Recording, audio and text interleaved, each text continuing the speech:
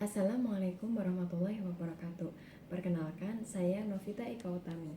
Di sini saya akan mempresentasikan hasil penelitian tesis saya dengan judul Intensi Adopsi Konversi Sepeda Motor Listrik, Pendekatan Teori Perilaku Terencana dan Persepsi Resiko Manfaat dengan dosen pembimbing Ibu Yulia Arisnani. Penelitian ini dilatar belakangi bahwa pada saat ini Indonesia termasuk pada jajaran negara yang berkontribusi pada polusi udara global. Jika ditelisik lebih jauh, sumber utama emisi tersebut berasal dari sepeda motor yang saat ini mencapai 85% dari total kendaraan bermotor di Indonesia. Sebagai respon hal tersebut, pemerintah Indonesia menetapkan target untuk mencapai emisi nol bersih pada tahun 2060 dengan mengembangkan ekosistem kendaraan listrik. Kendaraan listrik memiliki beberapa manfaat baik dari sisi lingkungan maupun dari sisi ekonomi, seperti penghematan biaya yang dapat mencapai 50%. Namun pada saat ini adopsi dari kendaraan listrik masih rendah. Oleh karena itu, pemerintah Indonesia meluncurkan program konversi sepeda motor listrik sebagai alternatif. Namun, saat ini adopsi dari konversi sepeda motor listrik juga masih tergolong rendah. Beberapa faktor yang mempengaruhi diantaranya adalah masih minimnya informasi tentang konversi, persepsi resiko yang masih tinggi di kalangan masyarakat, serta minimnya pengalaman positif yang dibagikan oleh pengguna awal. Sedangkan dari sisi akademis, pada saat ini penelitian tentang konversi sepeda motor listrik lebih banyak dilakukan pada konteks teknis, sedangkan pada persepsi masyarakat masih belum banyak dilakukan, padahal persepsi merupakan kunci dari adopsi. Oleh karena itu, peneliti merumuskan beberapa pertanyaan sebagai berikut. Yang pertama, apakah sikap berpengaruh positif terhadap niat untuk mengadopsi konversi sepeda motor listrik? Yang kedua, apakah norma subjektif berpengaruh positif terhadap niat untuk mengadopsi konversi sepeda motor listrik? Yang ketiga, apakah kontrol perilaku yang dirasakan berpengaruh positif terhadap niat untuk mengadopsi konversi sepeda motor listrik? Selanjutnya berkaitan dengan persepsi risiko keuangan dan persepsi risiko fungsional. Masing-masing apakah persepsi risiko berpengaruh terhadap sikap, norma subjektif, dan kontrol perilaku secara negatif. Selanjutnya berkaitan dengan persepsi manfaat. Apakah persepsi manfaat berpengaruh terhadap masing-masing sikap, norma subjektif, dan kontrol perilaku secara positif? Untuk tujuan penelitian sejalan dengan pertanyaan penelitian sebelumnya. Selanjutnya, landasan teori yang pertama berkaitan dengan konversi sepeda motor listrik. Konversi sepeda motor listrik merupakan kegiatan yang mengubah sepeda motor berbahan bakar minyak menjadi kendaraan listrik. Berikut merupakan alur yang dapat dilalui oleh masyarakat untuk dapat melakukan konversi sepeda motor listrik. Selanjutnya, teori yang digunakan dalam penelitian ini adalah teori perilaku terencana atau TPB. Dalam teori ini disebutkan bahwa niat untuk melakukan suatu perilaku dipengaruhi oleh 3 komponen utama, yakni sikap, norma subjektif, dan kontrol perilaku yang dirasakan. Selanjutnya, persepsi resiko yang terbagi menjadi persepsi resiko keuangan dan juga persepsi resiko fungsional, serta persepsi manfaat berkaitan dengan konversi akan dibahas dalam penelitian ini. Berikut merupakan model penelitian yang diadopsi dari penelitian FU pada 2024 disesuaikan dengan konteks konversi sepeda motor listrik. Selanjutnya, hipotesis. Hipotesis sesuai dengan model penelitian yang sudah diajukan sebelumnya.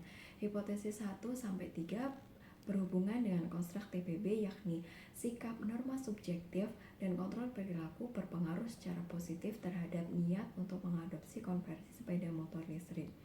Hipotesis 4 berkaitan dengan resiko keuangan, yakni resiko keuangan berpengaruh negatif terhadap masing-masing konstruk TPB. Hipotesis kelima yakni resiko fungsional berpengaruh negatif terhadap masing-masing konstruk TPB. Dan yang terakhir, hipotesis 6 yakni persepsi manfaat berpengaruh positif terhadap masing-masing konstruk TPB. Selanjutnya, untuk metode penelitian didesain dengan eksploratory dan akan dilakukan analisis secara kuantitatif. Data diperoleh secara primer melalui survei daring dengan skala Likert 5 poin dan minimal sampel adalah 155. Kriteria responden yang ditetapkan peneliti adalah masyarakat berdomisili di Pulau Jawa dengan minimal usia 18 tahun dan pernah menggunakan atau memiliki sepeda motor berbahan Analisis data dilakukan dengan SEM dengan pendekatan partial least square. Data hasil penelitian sebanyak 181 dan 7 diantaranya dinyatakan outlier oleh peneliti, sehingga 174 data yang akan digunakan dalam analisis ini. Berikut profil respondennya. 54,6% responden berjenis kelamin laki-laki, 22,4% berdomisili di Yogyakarta, dan 54,9% berada pada rentang usia 18 tahun hingga 30 tahun. Untuk range pendapatan per bulan, sebagian besar responden sebesar 42,5% menyatakan memiliki pendapatan per bulan sebanyak 2-5 juta. Analisis data penelitian dimulai dengan evaluasi model pengukuran. Yang pertama dilihat dari indikator loading. Indikator loading memiliki minimal threshold 0,7 dan masing-masing indikator sudah terpenuhi setelah pengeluaran indikator KP5. Reliabilitas konstruk dilihat dari nilai kelompok alfa minimal 0,7, masing-masing konstruk sudah memenuhi kriteria tersebut. Selanjutnya untuk validitas konvergen dilihat dari nilai AVE yang minimal 0,5 dan masing-masing konstruk juga sudah terpenuhi. Selanjutnya untuk validitas diskriminan dilihat dari 3 kriteria yakni HTMT, Vonnegut, dan juga cross-loading. Dari HTMT, peneliti mengeluarkan item PM4 dan juga SI3. Setelah pengeluaran tersebut, kriteria yang lain sudah terpenuhi sehingga analisis selanjutnya dapat dilakukan. Berikut statistik deskriptif dari indikator setelah pengeluaran beberapa item sebelumnya. Dari mean diperoleh bahwa persepsi manfaat memperoleh nilai rata-rata tertinggi yang menyatakan bahwa masyarakat setuju dengan adanya manfaat dari konversi sepeda motor listrik. Untuk persepsi risiko keuangan dan juga persepsi risiko fungsional masih dianggap netral oleh masyarakat. Selanjutnya, standar deviasi melebihi 1 yang menunjukkan bahwa masyarakat memiliki jawaban yang menyebar. Selanjutnya, evaluasi model struktural dilihat dari multikolinearitas. Multikolinearitas dilihat berdasarkan nilai VIF kurang dari 5. Diperoleh dari penelitian bahwa persepsi risiko keuangan memiliki nilai VF lebih dari 5 yang menunjukkan bahwa persepsi risiko keuangan memiliki kolinearitas terhadap beberapa variabel lain. Hal ini perlu menjadi catatan bagi peneliti karena adanya kolinearitas menyebabkan bias yang dapat mempengaruhi estimasi jalur koefisien. Adanya multikolinearitas menyebabkan hasil dari pengujian hipotesis tidak dapat digunakan, baik signifikan maupun tidak signifikan, terpengaruh oleh bias sehingga tidak dapat digunakan secara langsung. Berikut hasil uji hipotesis yang menunjukkan bahwa persepsi risiko keuangan tidak signifikan. Hal ini tidak dapat digunakan secara langsung. Oleh karena itu, peneliti mencoba melakukan analisis kembali terhadap variabel persepsi risiko keuangan. Variabel apa yang memiliki korelasi tinggi terhadap variabel ini? Ditemukan bahwa persepsi risiko keuangan memiliki korelasi yang cukup tinggi terhadap persepsi risiko fungsional. Secara teoritis juga didukung bahwa persepsi risiko memiliki beberapa dimensi, namun masing-masing dimensi dapat saling tumpang tindih. Oleh karena itu, peneliti merumuskan untuk persepsi risiko fungsional dan juga persepsi risiko keuangan digabung menjadi persepsi risiko dan dilakukan analisis selanjutnya. Berikut merupakan model penggabungan dari persepsi risiko. Peneliti juga merumuskan hipotesis baru, yakni hipotesis 45. Hipotesis ini berkaitan dengan persepsi risiko berpengaruh negatif terhadap sikap, kontrol perilaku, dan norma subjektif. Evaluasi dari model akhir dilakukan terhadap masing-masing indikator, yakni indikator loading, reliabilitas, validitas diskriminan, dan juga validitas konvergen. Masing-masing dinyatakan telah terpenuhi. Selanjutnya, untuk kolinearitas, persepsi risiko juga dinyatakan bahwa tidak memiliki kolinearitas terhadap variabel lain, sehingga pengujian hipotesis dari model ini dapat digunakan. Berikut hasil uji hipotesisnya. Diperoleh bahwa masing-masing konstruk TPP yakni sikap, norma subjektif, dan kontrol perilaku memiliki pengaruh positif terhadap intensi adopsi konversi sepeda motor listrik. Selanjutnya, persepsi risiko memiliki pengaruh yang negatif terhadap sikap, kontrol perilaku, dan juga norma subjektif. Selanjutnya, persepsi manfaat memiliki pengaruh positif terhadap masing-masing konstruk TPP, yakni sikap, norma subjektif, dan juga kontrol perilaku yang dirasakan. Pembahasan dari uji hipotesis sebelumnya adalah sebagai berikut. Yang pertama, sikap merupakan prediktor terkuat dari niat adopsi. Dari hasil penelitian diperoleh bahwa meskipun responden menunjukkan ketertarikan dan pandangan positif terhadap konversi, keputusan untuk bertindak belum bulat. Hal ini menunjukkan adanya attitude behavior gap, di mana keyakinan belum sepenuhnya diterjemahkan dalam tindakan. Selain itu, penelitian juga menunjukkan bahwa sikap dibentuk secara signifikan oleh persepsi manfaat terkait dengan penghematan biaya dan berkontribusi terhadap lingkungan. Selanjutnya, norma subjektif juga merupakan prediktor kuat terhadap intensi adopsi konversi sepeda motor listrik. Tekanan atau harapan sosial dari teman dan keluarga memiliki bobot yang tinggi. Namun yang menarik adalah persepsi resiko melemahkan norma ini. Ketika individu menilai bahwa konversi terlalu berisiko, mereka cenderung merasa bahwa orang di sekitarnya juga belum mendukung program ini.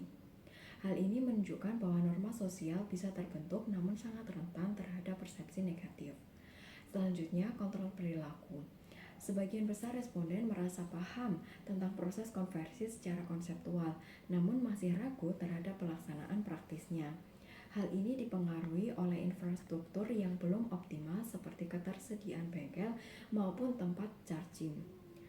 Persepsi manfaat bisa memperkuat rasa mampu, sementara persepsi resiko justru akan menurunkannya. Selanjutnya berkaitan dengan persepsi resiko. Resiko finansial dan juga resiko fungsional dipersepsikan sebagai satu kesatuan, sehingga satu kekhawatiran dapat memperkuat yang lain. Hal ini membentuk sikap negatif, menurunkan tekanan sosial, dan membuat konsumen merasa tidak mampu.